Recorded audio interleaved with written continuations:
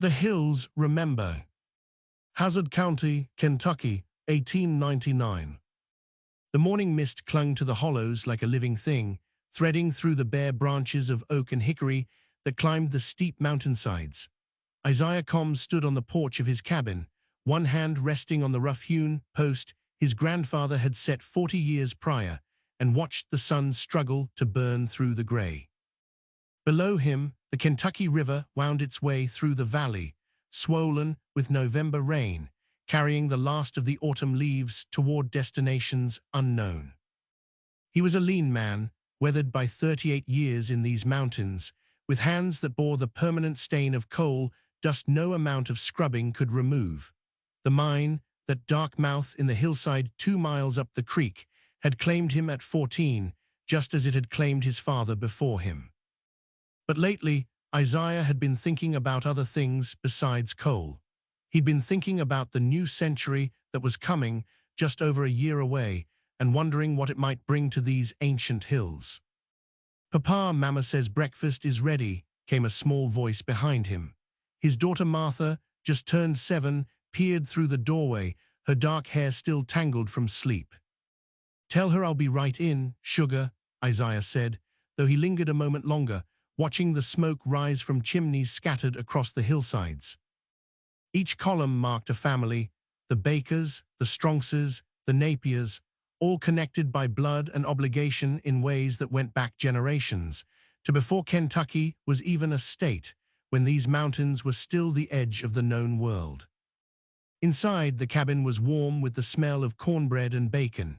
His wife Sarah stood at the cast-iron stove, her face flushed from the heat, while their 3 boys, Jacob, Samuel, and little Thomas, jostled for position at the rough plank table.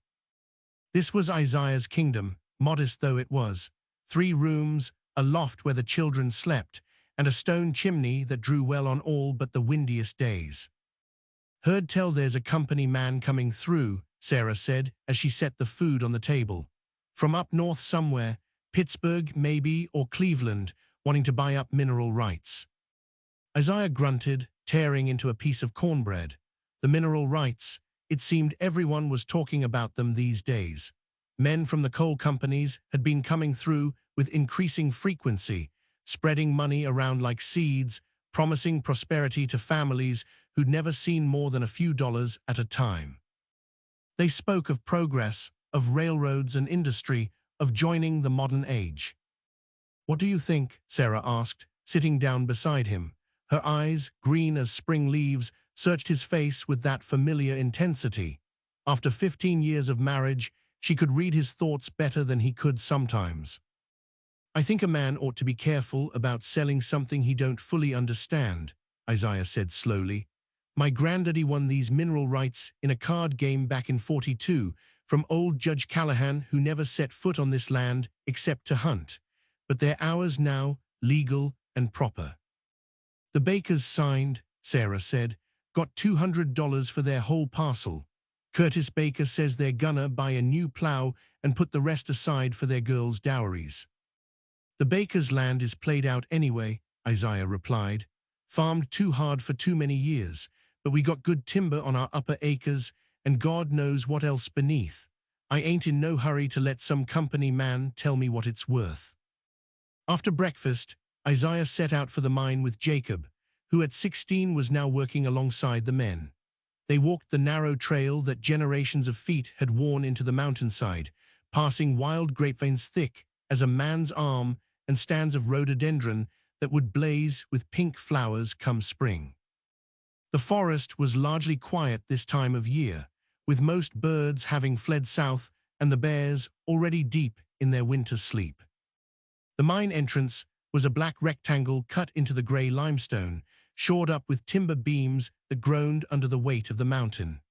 A dozen men were already gathered outside, their lunch pails glinting in the weak sunlight, smoking hand-rolled cigarettes and talking in low voices. These were Isaiah's people, men he'd known since childhood, whose families had fought together in the war, whose ancestors had carved civilization out of wilderness. "Morning, Isaiah," called out Benjamin Napier, the mine foreman. He was a big man gone to fat, with a mustache that drooped past his chin. "Heard you met the company man yesterday." "Briefly," Isaiah said, though in truth he'd avoided the man, watching from a distance as he made his rounds through the settlement. The stranger had been easy to spot in his city clothes, a dark suit and bowler hat that looked absurd against the backdrop of log cabins and dirt roads. He'd carried a leather satchel and a smile that showed too many teeth. "He made me an offer," Benjamin continued, $500 for my mineral rights. Said the company's planning to bring in modern equipment, dig deeper than we ever could with pick and shovel. Said there's enough coal under Hazard County to fuel the whole eastern seaboard for 100 years. "And what did you tell him?" Isaiah asked. Benjamin shrugged, "Told him I'd think on it. $500 is more money than my daddy ever saw in his whole life. Could send my boy to that academy in Lexington, give him a chance at something better than this." He gestured at the mine entrance with something between pride and disgust. They worked through the morning in the deep darkness of the mine, where the only light came from the oil lamps they carried, and time seemed to lose all meaning. Isaiah swung his pick in the steady rhythm he'd learned as a boy: strike, twist, pull, strike, feeling the coal break away in chunks that Jacob gathered into carts. The air was thick with dust that coated their lungs and made every breath a labor. Somewhere deeper in the mountain, he could hear the other crews working, the distant ring of metal on stone like a buried heartbeat. Around noon, they emerged blinking into daylight to find the settlement in an uproar. A crowd had gathered near the general store, voices raised in argument. Isaiah hurried over, still brushing coal dust from his clothes. At the center of the commotion stood the company man, looking decidedly less confident than he had the day before. His suit was torn at the shoulder, and a thin line of blood trickled from his nose. Facing him was Ezekiel Strong, one of the oldest men in the county, leaning heavily on his walking stick, but with eyes that blazed with fury. "You dare come onto my land with your papers and your promises," Ezekiel was saying, his voice surprisingly strong for a man past 80. "My people died for this land, died defending it from the British, from the Indians, from the Confederates, and you think I'm gonna sign it over to some company I never heard of, for money I don't need?" "Mr. Strong, please be reasonable," the company man said, dabbing at his nose with a handkerchief. "We are offering fair market value." "Fair market value?" Ezekiel spat. "Boy, you don't know the first thing about value. This land holds the bones of my ancestors. It holds their sweat and blood and dreams, and you want to put a price on that in dollars and cents." Isaiah found himself nodding along with many in the crowd. There was something in what Ezekiel said that resonated deep in his chest, though he couldn't quite put it into words. It was about more than money, more than progress. It was about belonging to a place so completely that you couldn't separate yourself from it without losing something essential. The company man, seeing he'd get nowhere with Ezekiel, turned to address the crowd. "Folks, I understand you're suspicious of outsiders, I get that, but the world is changing whether you like it or not. The 20th century is almost here, and those who don't adapt will be left behind." "And what do we get in return?" someone shouted from the back, "besides your money?" "Jobs," the company man said promptly. "Good jobs, with steady wages, modern equipment and safety measures, schools for your children, maybe even a hospital. We're not here to exploit you, we're here to bring prosperity to Hazard County." That night the settlement was divided. In some cabins, families argued late into the night about whether to sell. In others, the decision had already been made one way or another. Isaiah sat by his fire, watching the flames dance, trying to see the future in their patterns. "What are you thinking?" Sarah asked, settling down beside him with her mending. "I'm thinking about my granddaddy," Isaiah said. "He came over these mountains from Virginia in 1819 with nothing but a rifle, an axe, and my grandma riding behind him on a mule. He carved this homestead out of pure wilderness, cut down trees, pulled stumps, built this very cabin we're sitting in." He paused, staring into the fire. "And I'm thinking about what he'd say if he could see us now, arguing about whether to sell away what's under the land he claimed. Would he think we were being smart, or would he think we were betraying everything he worked for? Your granddaddy was a practical man, Sarah said quietly. He did what he had to do to survive. Maybe that's what we need to do too. Maybe, Isaiah said, but he didn't sound convinced. The weeks that followed brought more company men and more offers. Some families signed immediately, dazzled by sums that seemed impossible. Others held out, waiting to see what their neighbors would do. The community that had been united for generations began to fracture along new lines, those who embraced the future and those who clung to the past. Isaiah watched it all with growing unease. He saw Curtis Baker strutting around with new boots and a store-bought coat, talking big about all the things he was going to buy. He also saw the worried looks on the faces of those who'd sold, as if they were already having second thoughts but couldn't bring themselves to admit it. In December, the first survey crews arrived, a dozen men with strange instruments who spent their days tramping through the hills, driving stakes into the ground and making marks on large sheets of paper. They worked for the Cumberland Coal and Mineral Company, based in Knoxville, which had bought up rights to nearly half the county.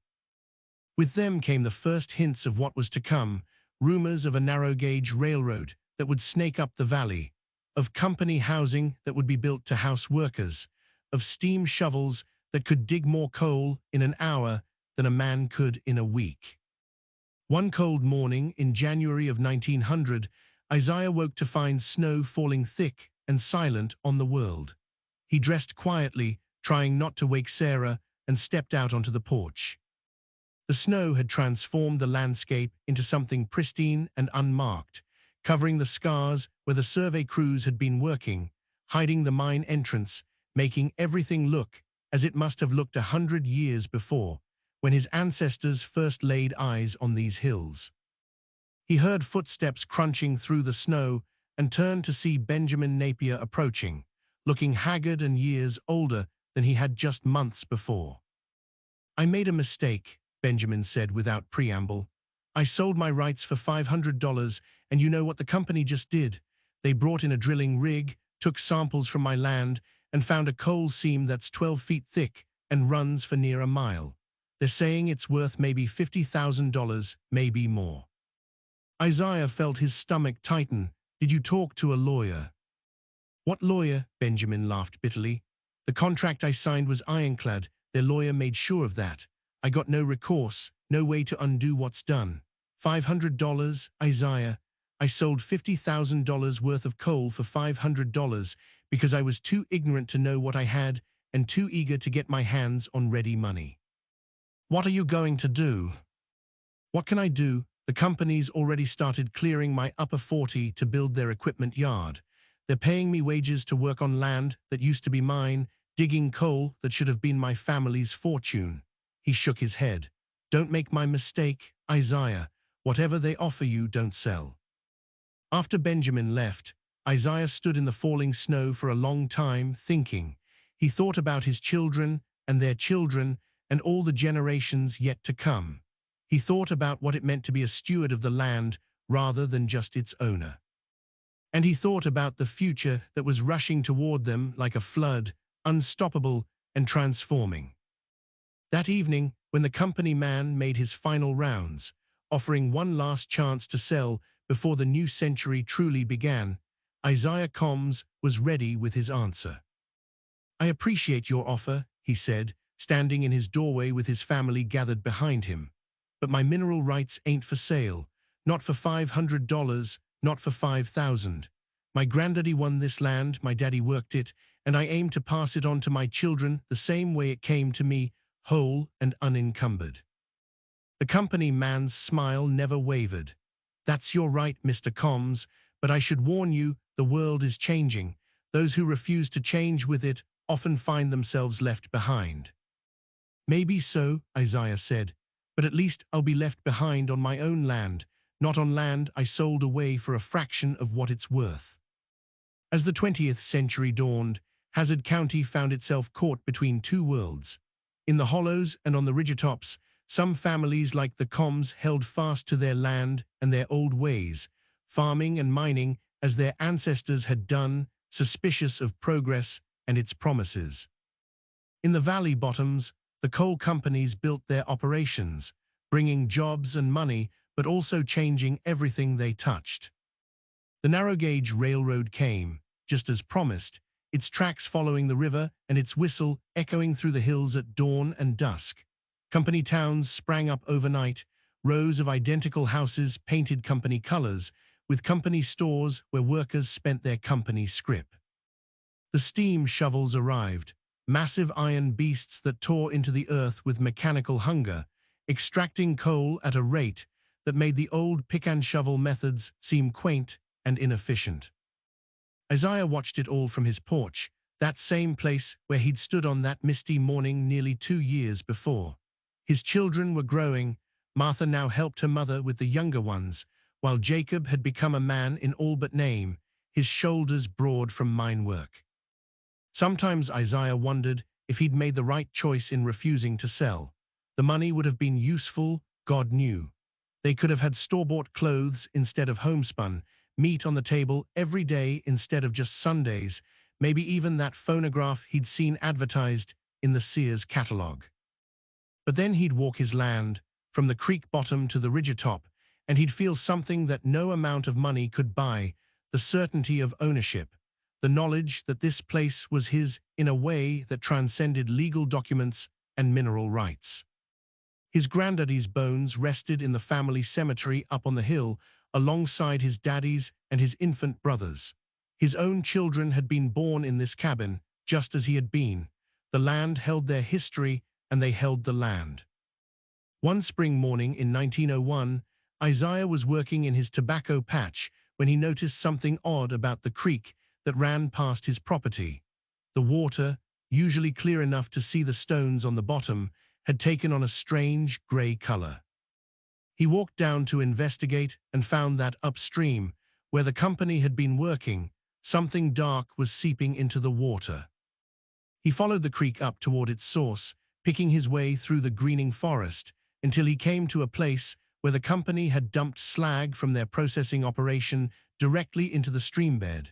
The gray water bubbled over the waste rock, carrying with it chemicals that made his eyes water and his throat burn. Isaiah stood there for a long moment, understanding with sudden clarity what Benjamin Napier had tried to warn him about.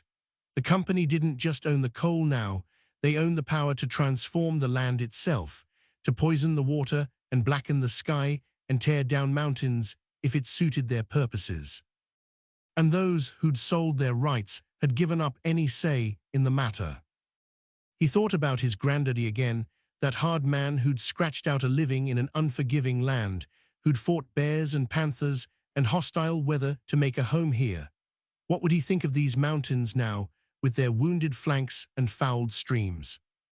Would he think his grandson had been wise to hold onto the mineral rights, or foolish not to take the money and leave while the leaving was good? That night, Isaiah called a meeting of the families who hadn't sold. There were fewer than he'd expected, maybe 20 households out of the 100 or more in the county. They gathered in the small church on the ridge, a log building that had stood for 50 years, and talked late into the night about what they should do. "We need to organize," said Ezekiel Strong, his voice still strong despite his years. "Alone, we're nothing, but together we might be able to protect what's ours. We need to watch the company, make sure they don't encroach on our land or foul our water. We need to stick together." "And if they come with lawyers and courts?" someone asked. "We ain't educated men, we don't know the law like they do." "Then we'll learn," Isaiah heard himself saying. "We'll scrape together money for a lawyer of our own if we have to. We'll fight them with their own weapons, papers and contracts and legal proceedings. Because if we don't, in another 10 years, there won't be nothing left of the Hazard County we know." And so they formed what they called the Landholders Association, a loose coalition of families committed to protecting their property rights and preserving some version of the life they'd always known. It wasn't much. They had no money to speak of, no political influence, no powerful friends. But they had something the company would never understand. They had roots that went down deep, binding them to this place with ties stronger than any legal contract. The years that followed were hard ones. The coal companies grew more powerful, bringing in workers from overseas, Italians and Poles and Hungarians who spoke strange languages and kept to themselves. The old families found themselves increasingly marginalized, their way of life seen as backward and primitive by the company men and their supporters. Sometimes there were conflicts, fights over property lines, disputes over water rights, tensions between the old settlers and the new immigrants who worked the mines. Through it all, Isaiah Combs held fast to his land and his principles. He watched his children grow and marry, watched grandchildren arrive, watched the world change in ways both wonderful and terrible. The first automobile came to Hazard County in 1908, a strange puttering machine that scared the horses and broke down every few miles. Electricity arrived in 1912, at least for those who lived in the company towns. Isaiah's cabin remained lit by oil lamps and firelight. The Great War came and went, taking some of the county's young men with it, including Isaiah's nephew, who'd enlisted despite never having left Kentucky before. In 1920, Isaiah Combs stood once again on his porch, now a man of nearly 60, his hair gone gray and his back permanently bent from decades of mine work. The valley below had changed beyond recognition. Where there had once been forest, there were now tipples and company towns, rail yards and processing facilities. The air that had once been sweet with the smell of wildflowers now carried the acrid tang of coal smoke. The creek that had run clear through his childhood was now the color of rust, dead to fish and unfit for drinking. But his land, the 140 acres his granddaddy had claimed and his daddy had worked and he had held, remained his own. The timber on his upper slopes grew tall and straight. The springs that fed his wells ran clear and cold. The soil of his bottom land still yielded corn and tobacco. It was an island of continuity in a sea of change, a reminder that not everything had to be sacrificed on the altar of progress. His grandson, also named Isaiah after the old tradition, came out to stand beside him. The boy was 10, with his grandfather's dark eyes and his grandmother Sarah's green-eyed intensity. "Granddaddy," the boy said, "why didn't you sell like everybody else? We could be rich." Isaiah was quiet for a long moment, searching for words that would make sense to a child born into a world so different from the one he'd known. "Being rich ain't just about money, boy," he finally said. "It's about having something that's truly yours, something nobody can take away. This land has been in our family for 100 years now. It holds the stories of everyone who came before you, their struggles and their triumphs, their dreams and their disappointments. When you stand on this porch, you're standing where your great-great-granddaddy stood when he first laid eyes on this valley." The boy seemed to consider this. "But the land don't look like it used to, does it? You've told me stories about how it was when you were young." "No," Isaiah admitted. "It don't look the same, and it won't look the same for your children or their children. Everything changes, that's the nature of the world. But some things endure if you fight for them. This land endures. Our family endures. The memory of who we were and where we came from, that endures too." He put his hand on his grandson's shoulder, feeling the boy's solid warmth, the promise of future generations. "Someday this will be yours," he said, "and you'll have to decide what it means to you, what you're willing to do to protect it. Nobody can make that decision for you." Isaiah Combs lived to see 1930, dying in his sleep in the cabin where he'd been born, surrounded by children and grandchildren and great-grandchildren. The land he'd fought so hard to keep passed to his son Jacob, who held it through the Depression and the Second World War, through floods and droughts, and all the trials that tested the people of Hazard County. And when Jacob's time came, he passed it to his children, just as it had been passed to him, whole and unencumbered, a legacy written in soil and stone, in the bones of ancestors and the promise of descendants yet to come. The hills remember. They remember the first settlers who came over the ridges carrying everything they owned on their backs. They remember the boom times and the bust times, the fortunes made and lost, the families that endured and the ones that scattered to the four winds. They remember Isaiah Combs and others like him, stubborn men and women who held fast to what they believed in, even when the whole world seemed to be rushing in another direction. And perhaps in their deep geological patience, the hills know something that we've forgotten, that true wealth cannot be extracted and sold, that some things, like belonging, like continuity, like the knowledge of who you are and where you come from, must be held close and passed down intact, from one generation to the next, for as long as memory lasts and mountains stand.